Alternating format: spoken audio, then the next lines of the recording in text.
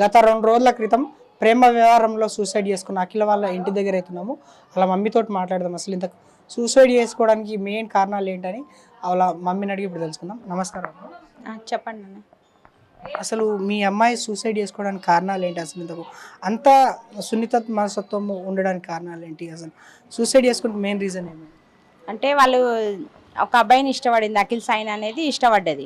ఇష్టపడ్డ తర్వాత మాకు తెలిసింది 6 నెలల తర్వాత నేను కనుక్కున్న, వాళ్ళు నాకేం చెప్పలేదు. నేను అడిగితే అట్లా కాదు అని చెప్పిండు. అంటే లేదు నాన్న మీరు ఇద్దరు ఇష్టపడతట్టున్నారా అంటే అడిగిన నేను మా పాపని అడుగుతా, అవును నేను ఇష్టపడుతున్నాను. మా పాప కూడా గట్టిగానే చెప్పింది నాకు. సరే అతన్ని నేను అడుగుతా అని చెప్పేసి నేను అతను మా ఇంటికి రమ్మని ఒకరోజు వచ్చిండు. వచ్చి ఏంది నాన్న ఇట్లా చేస్తున్నావు అంటే అవును అంటే నేను ఇష్టపడుతున్నాను, నేను పెళ్లి చేసుకుంటా అని అన్నాడు. అంటే మళ్ళీ డాడీ వాళ్ళు ఏమంటారో అని అట్లా కూడా అన్నాము. అంటే సరే నేను ఒప్పించుకొని పెళ్లి చేసుకుంటా అని అన్నాడు. అంటే వాళ్ళ డాడీ ఏమంటే చదువు ఉంది కదా, చదువు అయిపోయినాకనే అంటే సరే అనుకున్నారు. వాళ్ళిద్దరు మాట్లాడుకుంటారు, మంచిగానే ఉన్నారు. అయితే ఈ మధ్యలో ఒక 6 నెలల నుంచి ఏమైందంటే కొంచెం ఇష్టం లేదన్నట్టు ఒక నెల రోజులు మాట్లాడలేదంట. మాట్లాడకపోతే వదిలేసే మరి వాళ్ళు డబ్బు ఉన్నోళ్ళు, మన డబ్బు లేదు, అట్లా డబ్బు ఉన్న అమ్మాయిని చూసుకున్నానని మాకు తెలిసింది. సరే డబ్బున్న అమ్మాయిని చేసుకుంటాడేమో, నేనైతే ఎక్కువ కట్నం ఇవ్వలేను ఫస్టే చెప్పిన నేను. ఇస్తే కొంచెం 10 లక్షలు ఎంత ఇవ్వగలుగుతా, అంతకంటే నేను ఎక్కువ ఇవ్వలేను. మేము ఏందో అంకుల్ ఏంటంటే వెల్డింగ్ వర్క్ చేస్తాడు, నేను షాప్ చిన్న షాప్. వాళ్ళేమో కొంచెం హై లెవెల్గా ఉన్నారు. మాకు వాళ్ళకి సెట్ కాదని నేను అబ్బాయికి కూడా చెప్తే పర్వాలేదంటే అని నేను చూసుకుంటాను, నేను కొడుకులు అంటున్నా అని అన్నాడు. కాకపోతే ఇప్పుడు ఏంటంటే కన్న తల్లినే మోసం చేసిండు, నన్ను మోసం చేసినట్టే లెక్క. ఎందుకంటే నేను నీకు పెద్ద కొడుకునని చెప్పిండు. కాకపోతే ఏంటంటే నేను లెటర్లు రాసిన కొన్ని విషయాలు నేను చదవలే, నాకు చదువు రావడం కాదు. అయితే అవి కొన్ని నేను ఇప్పుడు తెలుసుకున్న తర్వాత ఏమనుకుంటున్నా అంటే అతన్ని పెళ్లి చేసుకొని ఆయన భార్యలాగా చావడం కంటే నా కూతురులాగా నా ఇంట్లో చచ్చింది నాకు పుణ్యం అనుకుంటున్నా. అట్లా నా కూతురు నాకు మేలు చేసింది అట్లా అనుకుంటున్నాను. నేను చనిపోయినందుకు నిన్న మొన్న నేను నా కూతురు చనిపోయింది అని అనుకున్నా. కాకపోతే ఇప్పుడు ఆ అబ్బాయి కొన్ని విషయాలు నాకు మా తమ్ముళ్ళు మా మరిది నాకు చెప్పలేదు, నేను బాధపడతా అని. కాకపోతే వేరే వాళ్ళ ద్వారా నేను నిన్న లెటర్లో రాసినవి కొన్ని తను అనుమానించిండు. అంటే అది లోతుగా అనుమానించిండు. ఆ విషయం నాకు పాప కూడా చెప్పలేదు. కాకపోతే నిన్న నైట్ ఎరకైంది నాకు. అది ఎంత బాధ అయిన విషయం నేను ఇప్పుడు మీడియా ముందు నేను చెప్పను. ఆ విషయం అన్నాడంట. అన్నందుకు ఏమనుకుంటున్నా అంటే నేను పెళ్ళైన ఒకవేళ ఆయన ఇష్టపడి కూడా పెళ్లి చేసుకున్నా కూడా ఆయన భార్యలాగా సస్తుండే, కానీ నా కూతురులాగా చచ్చింది అది గొప్పతనం అనుకుంటున్నాను నేను. అట్లా చచ్చిందే మేలని నేను అనుకుంటున్నాను. ఎందుకంటే నా కూతురులాగానే చావాలి, ఆయన భార్యలాగా చావద్దని నేను అనుకుంటున్నాను. స్టార్టింగ్లో తను మీ అమ్మాయిని 8 సంవత్సరాల క్రితం వెంటబడి మరి తనని లవ్ చేస్తున్నా లేకపోతే చనిపోతా అని ఈ విధంగా చాలా వేధించిండంట కదా, మరి ఇంత ఇలాంటి డిసిజన్ తీసుకొని అంటే అప్పుడు పాప సపోర్ట్ చేసింది, అతనికి సపోర్ట్ చేసింది పాప. నేను పెళ్లి చేసుకుంటాను గట్టిగా చెప్పింది పాప కూడా. సరే అని మేమేం అనలేదు, చూద్దాం చదువుకుంటున్నావు కదా, ఇప్పుడు డిగ్రీ కంప్లీట్ కావాలి, ఫస్ట్ ఇయర్ సెకండ్ ఇయర్ అయిపోయినాక పెళ్లి చేసుకుంది చదువు తర్వాత అని మేము అన్నాం. డీసెంట్గా నేను అడిగిన, బాబు ఇంకా డిగ్రీ కూడా అయిపోయింది పాపకి, పెళ్లి చేసుకుంటాం అని అంటే లేదు మా చెల్లి పెళ్ళి అయినాక చేసుకుంటా అంటే 1 ఇయర్ ఆగంటే అన్నది. అయితే పాప ఏం చేసింది, పోయిన సంవత్సరం డిగ్రీ అయిపోయినా ఖాళీగా ఉన్నామమ్మ అని జాబ్ చేసింది. జాబ్ చేస్తుంటే జాబ్ చేసేటప్పుడు మధ్యలో రోడ్లో కొట్టినట్టు, అది నాకు తెలియదు. లెటర్లో నేను చదవలేదు, అది నిన్న నైట్ అవన్నీ తెలిసింది. లెటర్లో చూస్తే ఏమైందంటే నాకు బయటికి పిలిచి కొట్టిందంటే అప్పుడు జాబ్కి వెళ్ళేటప్పుడు బయటికి వెళ్తుంది కదా, టైమింగ్స్ ఉంటాయి కదా, ఆ టైంలో ఎప్పుడు కొట్టిండో నాకు తెలియదు. అది నిన్న తెలిసింది నాకు. రోడ్డు మీద కొట్టిండ, ఒక ఆడపిల్లని రోడ్డు మీద కొడితే నేను పెద్దవాళ్ళకి చెప్తే బాగుండదు కదా అని చెప్పేసి, అంటే నాకు తెలియదు అనుకో, ఆమె కూడా నాకు చెప్పలేదు. అది నాకు లెటర్ ద్వారా కొంతమంది చదివిన వాళ్ళు చెప్తారు. ఆ లెటర్ని కూడా నాకు చూపిస్తలే మా మరిది, ఎందుకంటే ఆ లెటర్లో అంతగానో మేము రాసింది అది నేను అర్థం చేసుకుంటే నేను కూడా ఏమైనా అయిపోతానేమో అని చెప్పేసి, నా భర్త నాకు చిన్న కొడుకుండు, వాళ్ళు అన్యాయం అయిపోతారని చెప్పేసి అది లెటర్లు మా మరిది నాకు చూపించట్లేదు. నేను చదువుతారా, అది నేను వేరే వాళ్ళతో చదివించుకుంటాను. లెటర్ ఒక్కసారి నాకు ఇవ్వంటే నీకెందుకు అక్క, నీకు వద్దని మా తమ్ముడు మా మరిది నాకు చెప్తున్నారు. నువ్వు వద్దులే లెటర్, మేము పోలీసు వాళ్ళకి ఇచ్చేసినాము, వాళ్ళు చూసుకుంటారు, నీకు న్యాయం జరుగుతుందని వాళ్ళు చెప్తున్నారు నాకు.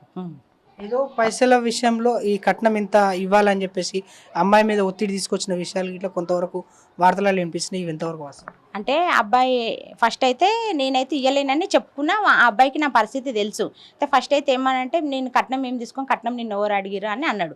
తర్వాత ఏంటంటే నేను ఎంతో కొంత ఇస్తా కదా, ఇప్పుడు వేరే మా కులంలో అబ్బాయిని చూసుకున్నా కూడా నేను 10 లక్షలు 15 లక్షల్లో నా కెపాసిటీ అంతే, నేను అంతే ఇవ్వగలుగుతాను. అయితే ఇప్పుడు ఆయనకి ఆశ పుట్టినట్టున్నది, వేరే అమ్మాయి అంటే అన్నాడంట, నాతోనైతే చెప్పింది. ఇది అమ్మాయి చెప్పిన విషయమే.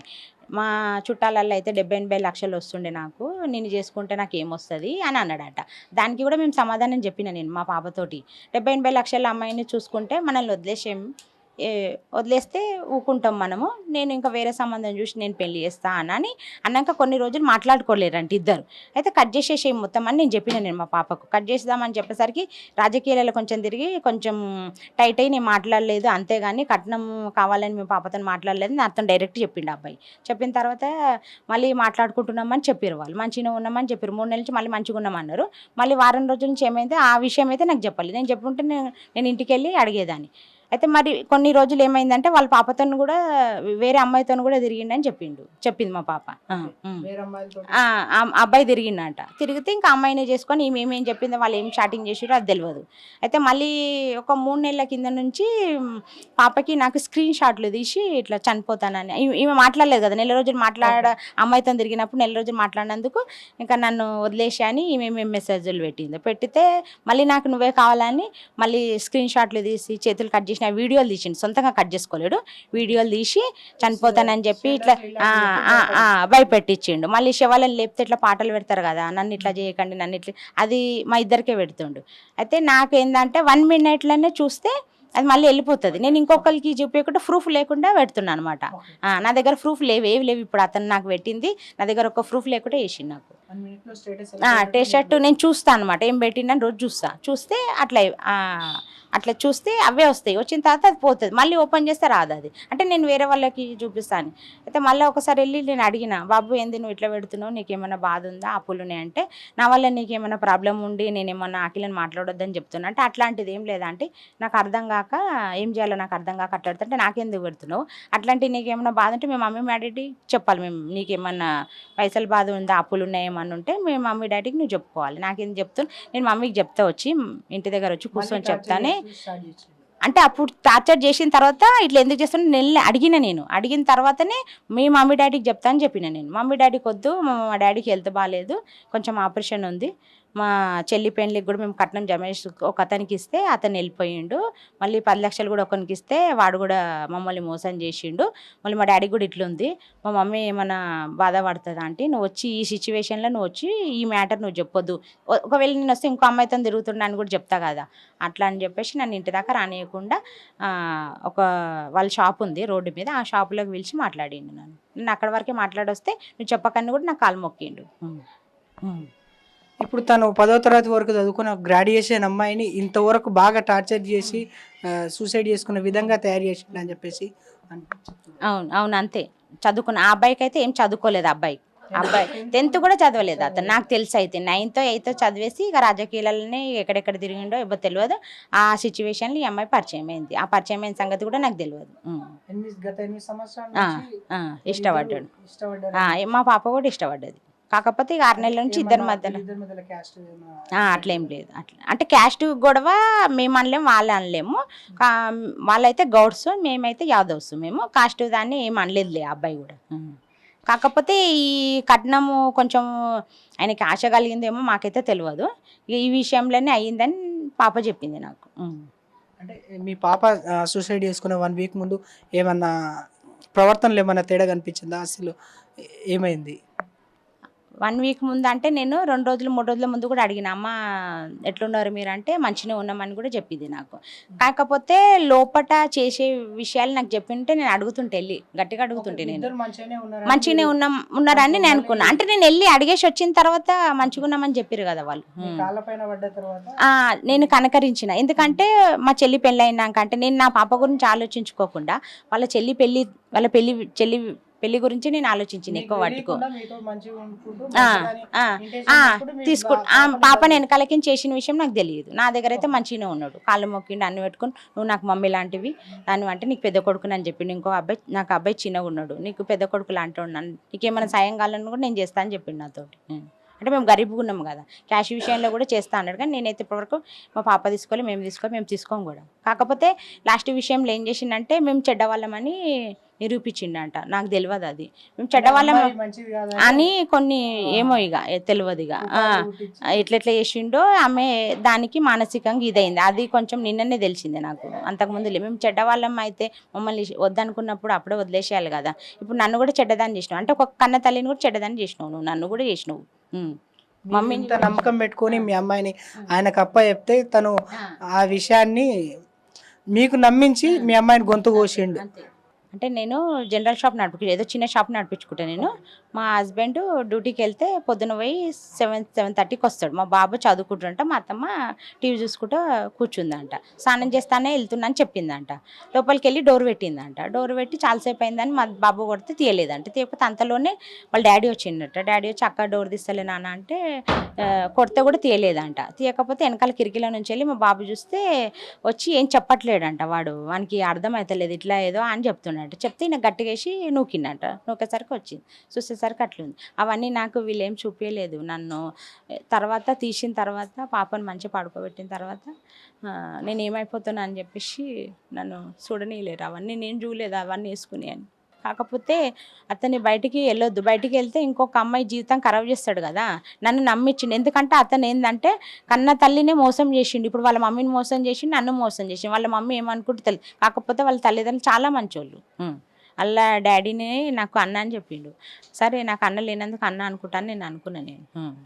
కానీ అంటే ఏంటంటే వాళ్ళ మమ్మీ డాడీని అయితే ఏం అనొద్దు. మమ్మీ డాడీ మంచోళ్ళు, చాలా మంచోళ్ళు. నేను వాళ్ళు వచ్చినా కూడా నా దగ్గరకు వచ్చిన మాట్లాడినా కూడా నేను ఒప్పుకుంటాను నేను. కాకపోతే అతన్ని కూడా లాస్ట్ రోజు చనిపోయిన రోజు కూడా అమ్మాయిని వచ్చి చూసుకోమని వాళ్ళ ఫ్రెండ్స్కి చెప్పాను. ఆఖరి చూపు కదా, నువ్వు ఇంత ఇష్టపడ్డావు కదా, వచ్చి చూసుకోమని నేను ఏమనను. ఓరా అంటే కూడా నేను అడ్డుపడతా అని చెప్పిన. ఆ రోజు రాలేదు. ఇంత ప్రేమ ఉన్నాడైతే వచ్చి చూసుకోవాలి కదా, రాలేదు. కాకపోతే ఏంటంటే కఠినంగా శిక్షించాలి. బయటికి రాకుండా కఠినంగా బయటికి వచ్చింటే ఇంకో అమ్మాయిని పెళ్లి చేసుకొని ఇట్లాగే చేస్తాడు. ఎందుకంటే ఆయన మైండ్లో మొత్తం అమ్మాయిలు ఇట్లనే ఉంటారని ఫిక్స్ అయిపోయినట్టున్నాడు. అట్లా ఉండరు. కన్న తల్లులు కూడా మంచిగా ఉంటారు, చెల్లెళ్ళు కూడా ఉంటారు, మంచిగా ఉంటారు. భార్య కూడా మంచిగా ఉంటుందని నమ్ముకోవాలి తను. ఇన్ని రోజులు నమ్మినోడు నువ్వు 6 నెలల నుంచి ఎందుకు ఇట్లా ఇస్తావు అట్లాంటప్పుడు వదిలేసి అని కూడా నేను చెప్పిన. వదిలేయచ్చు కదా, వదిలేయకుండా మళ్ళీ ఇష్టపడ్డా అని మళ్ళీ వెంటబడేటట్టు చేసి మళ్ళీ ఇట్లా చేసి బ్లాక్మెయిల్ చేసి నన్ను పాపను అట్లా చేసిండు. చాలా ఇబ్బంది పెట్టిండు. కాకపోతే కొన్ని విషయాలు అన్నీ కొన్ని చెప్పలేదు. కొన్ని తెలిసినవి ఏంటంటే నాకు స్క్రీన్ షాట్లు పెడితేనే నాకు తెలిసింది పాపను ఇట్లా వేధిస్తున్నాను. అది నాకు పెట్టినందుకు. పాపకు పెట్టినంటే నాకు చూపించకపోతుండే పాప. మళ్ళీ కొన్ని నా దాంట్లో ఏదన్నా తనవి ప్రూఫ్లు ఉన్నాయి అన్నీ డిలీట్ చేసి పోయింది. ఆయన ప్రూఫ్లు ఫోటోలు లేకుండా అన్నీ డిలీట్ చేసింది. ఏం లేవు నా దగ్గర ప్రూఫ్లు. అతను నాకు పెట్టిందని నేను చూపేయడానికి కూడా లేదు. ఇక పాప ఫోన్లు ఏమున్నాయి నాకు తెలియదు. పాప ఫోన్ కూడా మేము ఓపెన్ చేసి పాప ఫోన్ ఎవరి దగ్గర ఉందండి? పోలీసు వాళ్ళ దగ్గర ఉంది. మా మరిది ఆ రోజు ఇచ్చేసిండంట. వాళ్ళు ఏమేమి మాట్లాడుకోరు అవి ఆ టెన్షన్లో మేము లెటర్లు ఉన్నాయని అవి నేను చూసుకోవాలి. బయటికి వెళ్ళి అరిస్తాకలు మగపిల్లలు అందరూ వచ్చి నన్ను పట్టుకురా ఆంటీ ఏమైంది. మేము ఎవరైనా పిలిస్తే మాకు తొందరగా వచ్చేస్తారు. పక్క వాళ్ళు కూడా అందరూ మా కూతురు అంటే చాలా ఇష్టం. అన్న అని పిలుస్తారు. చాలా మంది జనాలు వచ్చారు. 50-60 మంది వచ్చారు. వచ్చి నన్ను పట్టుకున్నారు. అంకుల్ని పట్టుకున్నారు. ఏమైంది అంకుల్ ఏమైంది ఇట్లా చెల్లి ఇట్లా చేసుకుందానా అంటే అంబులెన్స్ని వెళ్ళండి పిచ్చి దానిలా కార్చిన. నేను రోడ్డు పైన అంతా తిరిగిన, అక్కడ ఇక్కడ తిరిగితే అక్కడ అందరూ ఊరికొచ్చి కానీ అప్పటి వరకు పాప లేనట్టున్నదని వాళ్ళకి అర్థమైపోయి అంబులెన్స్కి ఫోన్ చేయలేదు. వాళ్ళ ఆంటీ మేము ఉన్నామని కూర్చోబెట్టారు. నన్ను అంకుల్ని కూర్చోబెట్టి వాటర్ తాగిపించి మేము ఉన్నాం ఆంటీ, మేము ఉన్నాం వెనకాల, మీకు ఏం సాయం కావాలో మేము ఉన్నామని వాళ్ళు చెప్పారు. మా మరిది మా తమ్ముడు పక్కన ఉంటారు. వచ్చారు వాళ్ళు. వచ్చి పాపని చూసి ఇక సప్రదా కూక్కుంటే నాకు అర్థమైంది ఇంకేం లేదేమో అన్నట్టు. మీకు ఎంతమంది పిల్లలు అండి? అసలు ఇంత సున్నితతో మనసుతోటి సూసైడ్ చేస్తుందని భావించారా? అసలు మీరు దీన్ని ఎలా తీసుకుంటారు? అంటే పాప చేస్తుంది అనుకోలేదు. బాబు ఏమైనా అతను ఏమైనా చేసుకుంటాడు అని చెప్పేసి నేను సైలెంట్గా ఉన్నా. అతని కోసమే మొత్తం అతని ఫ్యామిలీ ఏమవుతుంది అని. ఇంత డెప్త్ వెళ్ళిండా ఈ అమ్మాయి విషయంలో? అంటే మా పాప విషయంలో అయితే ఓకే ఉన్నాడు. 6 నెలల నుంచి ఏం జరిగిందో నాకు తెలియదు. అది వాళ్ళిద్దరు ఏం మాట్లాడుకుంటారు. ఎవరు ఆ బాబా చేసిండు. నేను అడిగిన ఆ విషయం చేస్తే నేను వేరే అమ్మాయితో నువ్వు మాట్లాడుతున్నావు అంట, బయట తిరిగినావు అంట కదా పాప చెప్పిందని నేను డైరెక్ట్ వెళ్ళి అడిగినప్పుడు ఏమంటే అమ్మాయి నా క్లాస్మేట్ అని చెప్పిండు. అయితే నీ క్లాస్మేట్ అయితే నువ్వు ఎంతవరకు మాట్లాడి అంతవరకు, నైట్లో ఎట్లా తిరుగుతారు నాన్న నువ్వు క్లబ్లోకి అక్కడి తిరిగినావని చెప్తుంది మా పాప. అంటే 1 నెల రోజులు ఆమెకు ముందు పెళ్ళయిందంట. ముందు పెళ్ళైతే వారం రోజులు ఉండేసి ఇక్కడికి వచ్చిందంట. ఇక్కడికి వచ్చినప్పుడు మళ్ళీ పరిచయం అయిందని చెప్తున్నాడు. క్లాస్మేట్ అయితే క్లాస్మేట్ లాగా నాకు కూడా ఉన్నారు. నేను కూడా వెళ్తా వస్తా. నేను నీ అంత డీప్గా ఆ అమ్మాయితో నువ్వు అంత డీప్గా పోవద్దు కదా, ఈ అమ్మాయితో ఉన్నప్పుడు అంత డీప్గా పోవద్దు కదా నువ్వు, మళ్ళీ బయట కూడా తిరిగినావని చెప్తుంది అమ్మాయి. అంటే తప్పు జరిగిందని అప్పుడు కాళ్ళు మొక్కిండు నావి. కొడుకులు అంటూ ఉన్నాను క్షమించు అని చెప్పి అన్నాడు అనమాట. మీ అమ్మాయి సూసైడ్ చేసుకోవడానికి కారణమైన అఖిల్ సాయి గౌడ్ని ఖచ్చితంగా న్యాయస్థానం శిక్షించాలని చెప్పేసి అనుకుంటున్నారు. మళ్ళీ పోలీస్ స్టేషన్ నుంచి మళ్ళీ బయటికి రాకుండా జైల్లో వేయాలని చెప్పేసి కఠినమైన శిక్ష వేయాలని చెప్పేసి కోరుకుంటున్నారు. అంతే కోరుకుంటున్నాం. ఈరోజు తీసుకెళ్ళిరని చెప్పారు. పొద్దున వచ్చి సంతకాలు తీసుకెళ్ళిరు అంకుల్తోటి. నేను బయటికి రాలేదులే, తనే మాట్లాడిండు, అన్నీ రాసుకొని పోయిండు. మరి ఈరోజు ఎఫ్ఐఆర్ ఫైల్ చేస్తా అని చెప్పిరంట.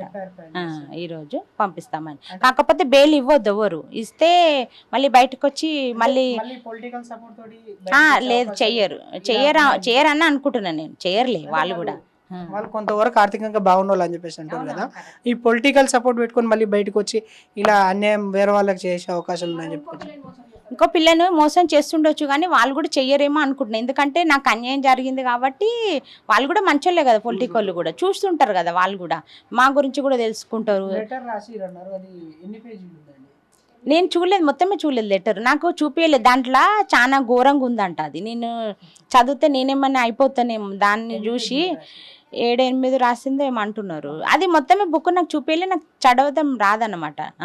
అది మా తమ్ముడు తీసుకొని చేతిలో పట్టుకుంటే నేను ఇయ్యమని చాలాసార్లు అడిగిన. నేను లెటర్ నేను చదువుకొని నేను అర్థం చేసుకుంటా, వేరే వాళ్ళతో అంటే ఇంగ్లీష్ చదవడం నాకు రాదు, వేరే వాళ్ళతో చదివిస్తా అంటే కూడా దాన్ని నువ్వు చదవద్దు, మేము చదివినాము, మేము పోలీసు వాళ్ళకి ఇస్తాం, అది ఎవరి చేతికి ఇయ్యమని అంత ఘోరంగా హింసించింది. కొన్ని లోపటివి చెప్తలేరు నాకు.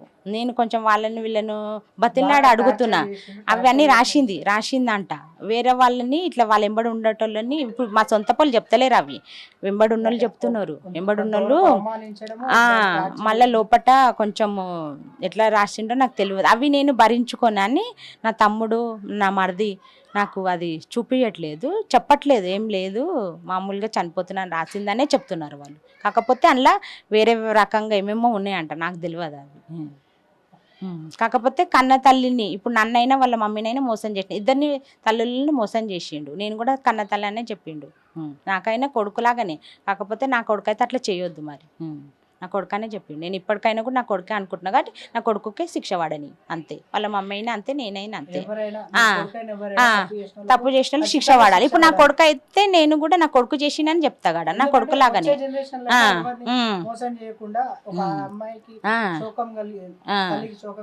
అంతే. ఇప్పుడు వాళ్ళ మమ్మీ అయినా అట్లా అనుకోవాలి, నా కొడుకు తప్పు చేసిండు కాబట్టి శిక్ష పడాలని ఆమె కూడా అనుకోవాలి, నేను కూడా అనుకుంటున్నా. ఎందుకంటే నన్ను కొడుకు నీకు పెద్ద కొడుకునని చెప్పిండు. నాకు ఏదైనా ప్రాబ్లం వస్తే చూస్తా అన్నాడు. ఇప్పుడు అతనే ప్రాబ్లం చేసిండు నాకు. మా కోడలు చాలా ధైర్యవంతురాలు ఆయన, చాలా ధైర్యం దానికి. మొగరాయుడు అది. మా పిల్లల్ని కూడా గొడవ పెట్టుకోలేదు. మా పిల్లలు ఒక మాట అనకపోదు దాన్ని, ఎందుకంటే నాకు ఆడపిల్లలు లేరు. మా కోడల్ని కూడా వాళ్ళు చెల్లెలాగా చూసుకున్నాడు సొంతంగా. అన్న బిడ్డ. మా పిల్లలు కూడా ఎదురు జవాబు ఎక్కువ. అంత మొగరాయుడులాగా మాట్లాడేది. చాలా ధైర్యం. ఇక్కడ బస్సులో కూడా అంతా ఇక్కడ ఏరియాలో కూడా దాన్ని అందరి నోళ్ళలో పండులాగా ఉంది అది. వాడు ఏం మంచి పేరు ఉంది అఖిల అంటే, ఎంతో గొప్ప. అసలు దానికి ఈ రోజు ఈ పరిస్థితి వచ్చిందంటే ఆ అఖిల్ గారు వెంటబడి పడి నువ్వంటే ఇష్టం అని దాన్ని ఎంబడి పడి దాని దారికి తెచ్చుకున్న దాకా ఎంబడబడ్డాడు. దాని దారిలో పడ్డాక దాన్ని ఈ విధంగా చేసిండు. మళ్ళీ వాళ్ళకి కూడా ఫ్యామిలీ ఉంది. మన వానికి ఆలోచన ఉందో లేదో తెలియదు, కానీ మా అమ్మాయిని అయితే అన్యాయం చేసిర్రు. ఏం తక్కువ కాలం కన్నా చెయ్యం కన్నా పిల్లకి ఎంత బాగుంటుంది. చదువుకున్నావు మంచిగా, వాడు జాబ్ చేస్తుండే. మా కోడలు జాబ్ చేస్తుంటే కూడా అడ్డపడ్డాడంట, పోవద్దు చేయొద్దు అని అట్లా టార్చర్ పెట్టిండంట. రోడ్డు మీద పిలిచి కొట్టిండంట వాడు. మా కోడలు మాకు ఇవన్నీ చెప్పలేదు. చెప్పినంటే వాని పని ఎప్పుడో అవుతుండే, చెప్పక అన్నీ మూసిపెట్టింది. రాసి అవన్నీ లెటర్ రాసి నువ్వు పోయినాక ఎట్లా బిడ్డ, నువ్వు ఉన్నప్పుడే చెప్పినుంటే లేదా అవన్నీ ఏదో ఒకటి అవుతుండే కదా. నీ పాలన తీసుకొని నువ్వు వాడిని బతికించినట్టు అయింది కదా. నువ్వు అంత పాలన తీసుకున్నంత లేదు మా పిల్ల, కానీ వాడు ఏం చేసిండో మాయ, వాడి మాయలో పడ్డది పోయింది. పిల్ల చాలా టార్చర్ చేసిండట. చాలా అంటే చాలా. కట్నంకి మళ్ళీ వెనకసరికి కట్నం కూడా కావాలని వేధించిండంట, చేసుకుంటానని. అదే దాన్ని మెంటల్గా బాగా టార్చర్ పెట్టిండు వాడు. దానికి అర్థం కాలేదు నేను ఏం చేయాలా ఏం కథ. వాళ్ళ ఇంట్లో వాళ్ళమ్మ చేసుకుంటానని చెప్పిండు. మీరు కట్నం ఇస్తేనే నేను చేసుకుంటాను కూడా అన్నాడంట. మళ్ళీ ఏం కథనో అర్థం కాదు. నేను సికింద్రాబాద్లో ఉంటే ఇది ఇక్కడ కనీసం ఒక మాట. నెల అయిపోయింది. నెల అయిపోయింది. మన ఇక్కడ బీరప్ప పండుగ అయినప్పుడు చాలా తక్కువ. మీరే ఇక్కడికి వస్తున్నారు నేనే వస్తుంటాను. మా అమ్మ కదా, మా అన్న కదా, అసలు ఊహించలేము కూడా మేము ఇట్లా చేస్తుంది ఈ పిల్ల అని. తెలుసా, ఈ పిల్ల ఇట్లా చేసిందంటే మేము తట్టుకోలేకపోయినాం ఆ రోజు. తెలుసా, ఏందయ్యా 22 ఏండ్ల పిల్ల, 7 ఏండ్లకు మా అన్న పెళ్ళి అయినాక 7 ఏండ్లకు పుట్టింది పిల్ల. 7 ఏండ్లకు ఒకతే పాప అని చెప్పేసి ఒకతే పాప 7 ఏండ్లకు పుట్టింది. ఎంత అల్లార ముద్దుగా మా అన్న ఒక దెబ్బలు ఒక మాట అనలేడు మా అన్ననే కానీ మా వద్దనే కానీ. మాకు ఆడపిల్లలు, నాకు ఆడపిల్లలు లేరు కానీ మేము కూడా ఎంత ప్రేమగా చూసుకున్నాం చిన్నప్పటి సన్ని దాన్ని. అది ఎగ్దమ్ ఇట్లా అయిపోయింది అంటే మేము తట్టుకోలేకపోయినాం. ఎందుకు ఫోటోలు చిన్నప్పటి ఎంత మంచిగా ఉన్నాయో, ఎంత మంచిగా చూసుకున్నాము, కానీ ఇది ఒక కళలాగా అయిపోయింది. నేను అసలు కావద్దు అట్లా, కానీ అది బతికి వాడిని సాధించేది ఉండే. నువ్వు కాదన్నప్పుడు ఏందిరా నువ్వేంద్రా అవమానించడం వల్లనే ఇదంతా ఇదంతా. వాళ్ళు దాన్ని ఎవ్వరు కోనే అంటే ఎవ్వరు లేరు మా కోడల్ని. అందరు మంచిగా చూస్తారు దాన్ని. వాడు ఏ విధంగా దాన్ని అవమానించిండో తెలుస్తలేదు, కానీ అది ఈ పరిస్థితికి వచ్చింది. 8 సంవత్సరాల ప్రేమలో అవమానించి ఒక అమ్మాయి చావు కారణమైండు వాడు. ఇవాళ మా అఖిల అయింది, రేపు ఇంకొకళ్ళని చేస్తాడు వాడు బయటికి వెళ్ళిండి అనుకో, మా అంటే ఇంకో 5-6 నెలల్లో వాడు వచ్చేస్తాడు బయటికి. వాళ్ళతోని వీళ్ళతోని మాట్లాడుకొని వస్తాడు వాడు బయటికి. వచ్చినాక 1 సంవత్సరం 2 సంవత్సరాలు అయినాక మళ్ళీ ఇంకో అఖిల వానికి బలి కావాల్సిందే. ఇక న్యాయం అంటే ఇక గవర్నమెంట్కి తెలియాలి. మా పిల్లది ఏమీ లేదు, అనవసరంగా వాడు పొట్టకు పెట్టుకున్నాడు వాడు కూడా అదే విధంగా కావాలా. గవర్నమెంట్ వాడు నడి బజార్లో ఊరి తీస్తే ఇంకోటి చెయ్యడు ఈ పని. ఇంకో మనిషికి ధైర్యం రాదు, అమ్మ ఇట్లా చేసి ఇట్లా ఉరి తీస్తారు కదా అని వాళ్ళకి భయం ఉంటుంది ఇంకొకళ్ళకి చేయనికి. వాడిని నడి రోడ్ల ఉరి తీయాలి వాళ్ళని. మేము ఇవన్నీ సినిమాలలో చూసామయ్యా, ఇప్పుడు రియల్గా చూస్తున్నాం. మా అక్కి ఎంత ధైర్యవంతుడు, ఇంత పిరికితనం చేసిందా, ఇంత పిరికితనం చేసి చచ్చిపోయిందా? అవసరమా చచ్చిపోవడు? బతికి సాధించి చేసేది ఉండేవాళ్ళు. అందరికి చెప్పిన ఉంటే జరసేపు కాదు బిడ్డ, ఆమె మంచిగా ఉండి మాకు చెప్పిన ఉంటే లేదా తలా ఒక చెయ్యేసా మా పోతుండేవాడు. కాలు మొక్కుతుండే బిడ్డ నీవి వాడు. వానికి లొంగిపోయి ఏం చేసినావు బిడ్డ, ఏం సంపాదించినావు? అయ్యా మాకు శోకం బతికినంత కాలం. అదే గవర్నమెంట్ కోరేది ఒకటే శిక్ష ఇవ్వాలి వాడిని, ఉంచూరు జైలు శిక్ష ఇవ్వాలి. ఇటువంటి అన్నకి శిక్ష ఇవ్వాలి, ఇంకొకటి తయారు కావద్దు, ఇంకొక అఖిలగాడు పుట్టొద్దు. రీసెంట్గా సూసైడ్ చేసుకున్న అఖిలకు న్యాయం జరగాలని చెప్పేసి వాళ్ళ పేరెంట్స్ ఎంతగానంటే అంతగానో ఫైట్ చేస్తున్నారు. ఖచ్చితంగా అఖిల్ సాయి గౌడ్కు కోర్టు నుంచి ఆయనకు శిక్ష పడాల్సిందిగా ఖచ్చితంగా కోరుకుంటున్నారు. అలాంటి అన్యాయం ఏ మహిళకు జరగకుండా, ఏ అమ్మాయి అలాంటి వాళ్ళకి బలి కాకుండా ఉండే విధంగా కోర్టు తనకు శిక్ష చేయాలని చెప్పేసి వాళ్ళు కోరుకుంటున్నారు.